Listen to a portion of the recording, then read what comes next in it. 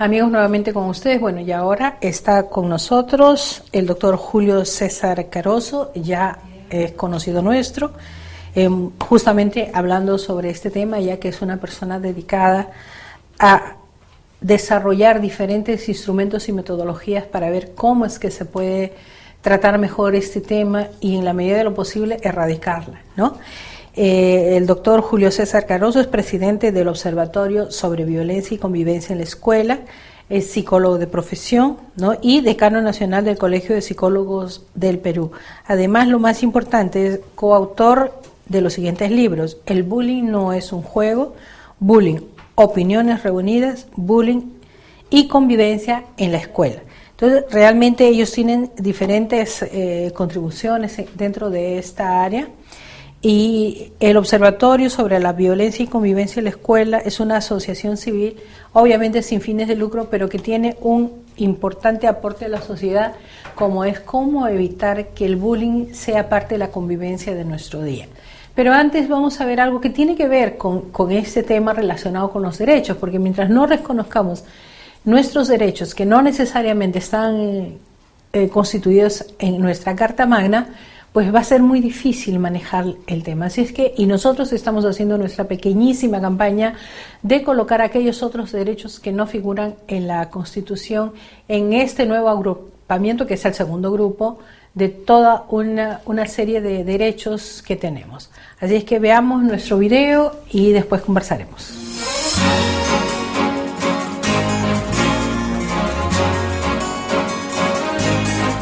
Los otros derechos del niño y la niña. Los derechos del niño son un conjunto de normas de derecho internacional que los protege.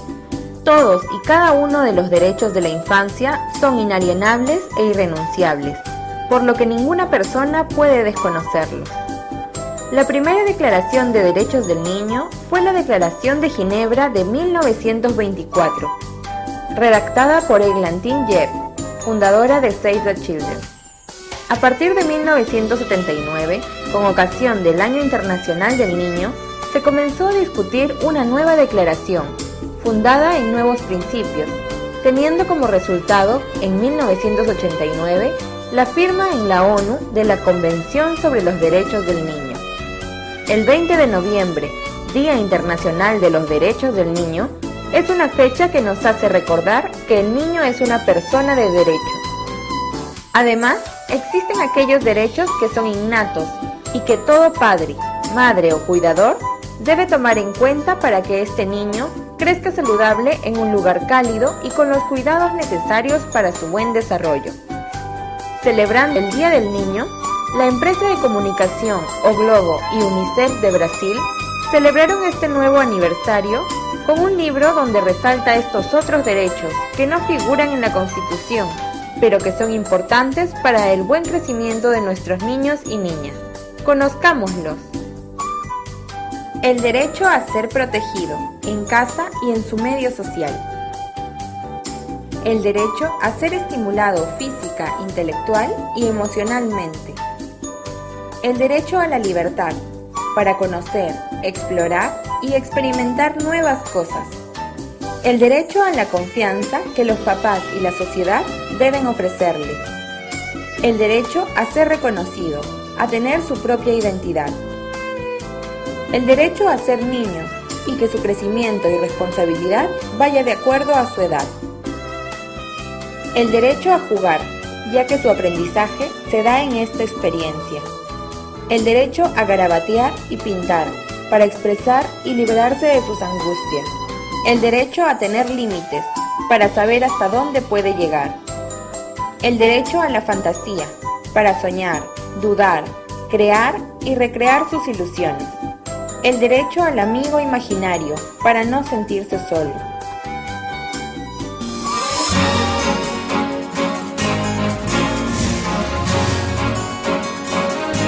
En realidad son derechos que están ahí y que obviamente no deberían figurar en ningún documento, en ningún libro, porque son esos derechos que todo padre o todo responsable debería darlo en forma innata, natural, pero que no necesariamente se da de esa manera. Bienvenido nuevamente y nos sentimos felices que esté con nosotros, especialmente para tratar este tema. Sabemos que ustedes son muy dedicados a este tratamiento con nuevas investigaciones, nuevos libros. Hablemos de los libros que tienen ahora, porque me dice que ya han crecido. Desde el año pasado hasta ahora hay varias producciones. Sí, en efecto, gracias por esta invitación y por esta oportunidad de poder dialogar con profesores e interesados sobre el tema de la violencia en la escuela. En el lapso de un año y un poco más hemos tenido oportunidad de hacer algunas publicaciones. Una de ellas nos las han hecho en inglés, incluso en Nueva York, en donde hay una contribución del observatorio sobre el tema de la seguridad en las escuelas. Y en el Perú hemos publicado algunos trabajos como es Bullying y Convivencia en la Escuela, que es todo un trabajo doctrinario. A continuación publicamos El bullying no es juego, que es una guía que sirve tanto para profesores, para padres de familia y para los propios estudiantes. Y recientemente hemos publicado Bullying, Opiniones Reunidas, que es un trabajo que congrega aportes de investigadores muy importantes. Por ejemplo, Rosario Ortega de España es una de las que contribuye a este trabajo, lo mismo que Alejandro Castro Santander de Argentina, Jorge Varela de Chile, Rosario Acebey de Bolivia, México, Antonio Vallés también de España, y otros artículos que son nuestros. Entonces diríamos de que estamos en este sentido contribuyendo a una mayor difusión, a una discusión tanto doctrinaria, metodológica, sobre el tema del bullying, porque creo de que ha habido una etapa explicable en la que todos un poco funcionamos en base a los modelos que provenían de afuera, en donde habían hecho estudios e investigaciones mucho antes que nosotros. Pero como digo, vamos cada vez encauzando mejor este trabajo. Y personalmente me siento yo satisfecho porque lo hacemos con escasísimos recursos. Sí, pero que refleja también nuestra historia, nuestra idiosincrasia. Porque una cosa es, a pesar de que todos los seres humanos somos iguales y más o menos nos desarrollamos igual, tenemos creencias, culturas, idiosincrasias muy particulares, que es lo que marca la diferencia. Y estas nuevas investigaciones se reflejan eso, lo que somos como peruanos. En efecto, esta es una de las preocupaciones grandes que tenemos en el observatorio y que la hicimos conocer en Panamá el año pasado en un congreso internacional. Y a partir de este momento el observatorio fue designado como coordinador de una investigación transcultural. Investigación para conocer la incidencia del bullying en cada uno de estos países, qué es lo que se viene trabajando. Y estamos en condiciones de decir que son 10 los países que están haciendo este trabajo. Y todos en las mismas condiciones, autosuficientes. No estamos en condiciones de decir hemos recibido un apoyo económico. Ojalá y fuese así. Ojalá que pudiéramos tenerlo porque esto hubiera facilitado mucho el trabajo. Sin embargo, cada país está basándose en sus propios esfuerzos para que puedan desarrollar el trabajo. Acá lo estamos haciendo igual y tenemos que buscar alianzas con algunos colegios, con algunos directores interesados para que ellos puedan cubrir parte del trabajo. ¿Cuáles son las coincidencias? Usted dice que son varios países, ¿no?, que intervienen en este tipo de investigaciones y como resultado tienen los libros. ¿Cuáles son las coincidencias que se da en el manejo del tratamiento del bullying? Bueno, en este momento todavía no podemos decir cuáles son esas coincidencias porque el trabajo hemos recién empezado a hacerlo hace un mes y medio. Como digo, queremos saber una serie de prevalencias de este fenómeno considerando precisamente la idiosincrasia y las características que sean propias de cada país, de modo tal entonces de que la línea de investigación es única, pero se tiene que adaptar en muchísimos casos a la realidad de Nicaragua, a la realidad de Panamá, a la realidad de Costa Rica, y la de nuestra, México, ¿no?, de Cuba. ¿Ah? Y la nuestra también. Y la nuestra, la de que Argentina, es tan particular. Chile. Claro, nosotros tenemos una gran diversidad pues, de regiones. Sí, por las regiones tenemos esas diversidades. Entonces yo pregunto, ¿cómo se ve nuestro país? ¿Cómo sale en esta investigación, en estos trabajos? ¿Cómo queda nuestro país? Bueno, el propósito de esta investigación, como dije hace un instante, es a tener un conocimiento de nuestra realidad latinoamericana. Hemos incluso confeccionado los cuestionarios, nosotros del observatorio, para poder aplicarlos. No es que estemos subestimando las valiosas herramientas que han trabajado en Europa y que han trabajado en algunos países de Latinoamérica, en absoluto, sino que no hemos querido utilizar una misma herramienta que tal vez mide muchas cosas importantes, pero deja de lado otras cosas que a nosotros nos preocupan, claro, a nosotros nos interesa. Claro. Entonces hemos hecho esto para conseguir información que para nosotros sea importante. Muchos de los estudios y de los cuestionarios que se han trabajado están orientados principalmente a aspectos cuantitativos. Y cuando yo digo tal porcentaje de agredidos, tal porcentaje de víctimas, etcétera, estoy hablando de aspectos cuantitativos. Pero en el bullying hay muchísimos problemas de orden cualitativo, problemas cualitativos que necesitan ser investigados. Por citar simplemente un ejemplo, ¿por qué un niño que sufre exactamente el mismo tipo de maltrato y de acoso que otro niño, por qué este se suicida y el otro no? Aquí no es una cuestión simplemente de decir tantos suicidios por el bullying, sino hay estas particularidades que le menciono. O también decir cómo una víctima que ha sido maltratada, acosada durante un cierto periodo de tiempo, logra en algún momento dejar su condición de víctima y se convierte en un agresor. Y al hacerlo, se convierte en un niño o joven agresor mucho más brutal que lo que él había experimentado. Estos son algunos aspectos que se van poco a poco conociendo, como el efecto del ciberbullying, es decir, el acoso en las redes sociales. Tantas cosas vienen apareciendo de que se hace necesario ya empinarse un poquito para ver qué y cómo debemos. Porque es una realidad. Y es una realidad. Es una realidad, sí. Y que no podemos decir posiblemente hay que intervenir antes de... No, es una realidad que se da y se da con fiereza en los diferentes colegios. Sí. Hay, por ejemplo, cosas de que todavía son extrañas para muchos escenarios, pero que ya se vienen dando. Uso el término en inglés porque es así como se le conoce en la literatura científica universal. Por ejemplo, el sexting, que es una forma de coqueteo virtual que la promueven principalmente las chicas y que consiste en enviar al enamorado, al pretendiente, una foto señalándoles partes íntimas, se toman los senos desnudos y se la remiten. Hasta allí no podríamos hablar que hay una situación que calificaríamos de sexting, sino simplemente un acto de inmadurez completo por parte de la chica. Pero cuando el chico recibe esto, va a cometer algo más que inmadurez, lo reenvía a toda su red y esto empieza a circular y ya no hay control alguno. Allí se configura lo que es el sexting. Esto ya viene pasando en el Perú.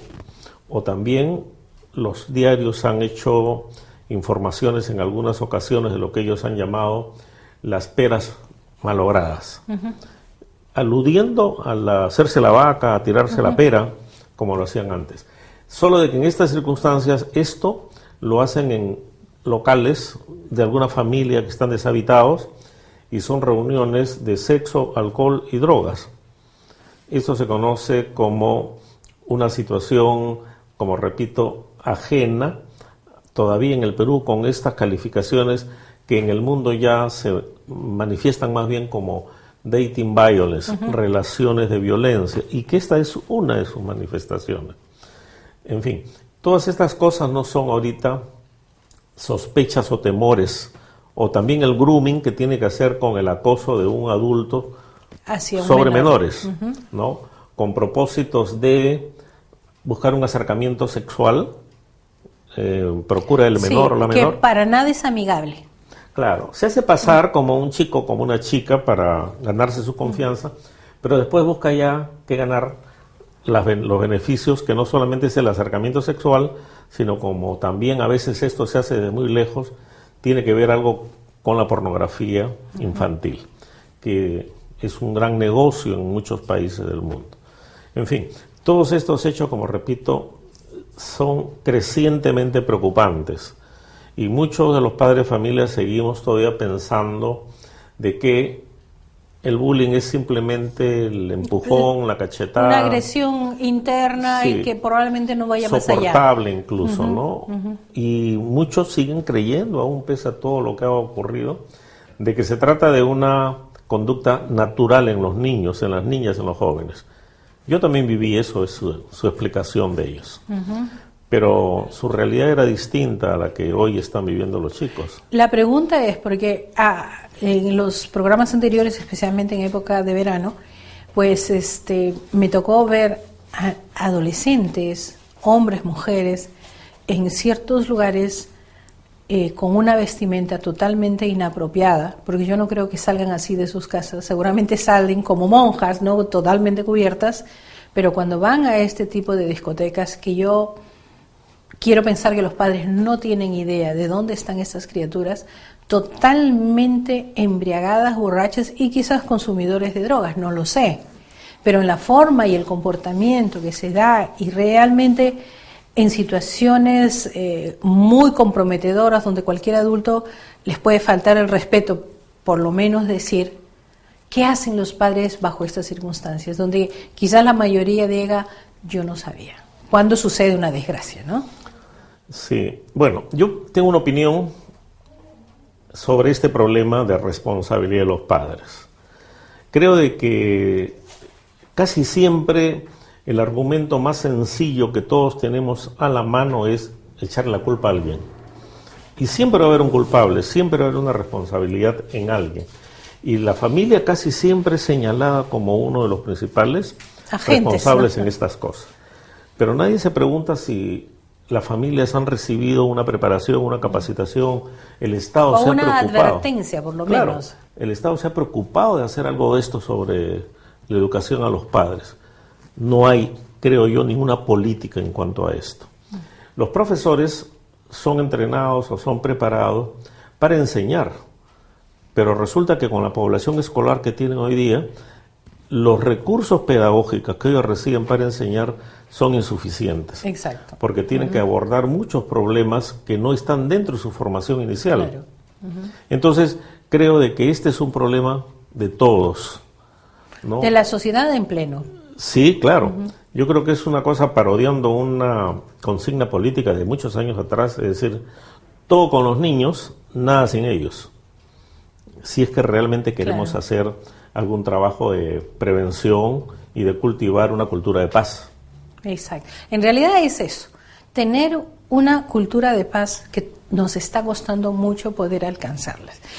Un mensaje final a los padres de familia que todavía piensan que sus niñitas, sus niñitos, jamás les va a pasar una cosa de esas. Y ojalá que jamás les pase, ¿no? Sí, yo pienso de que los padres de familia deben tener claro lo siguiente: los niños necesitan siempre la comunicación, la entrega de afectos, la equidad en todo lo que concierne a las responsabilidades y a los derechos en el hogar, de modo tal de que esto los vaya haciendo fuertes, los vaya haciendo resilientes, que es una de las palabras que se recomiendan siempre para que las personas estemos en buen recaudo o en mejores condiciones de hacer frente a la adversidad. Comunicación, afecto, son dos varitas mágicas en estos casos.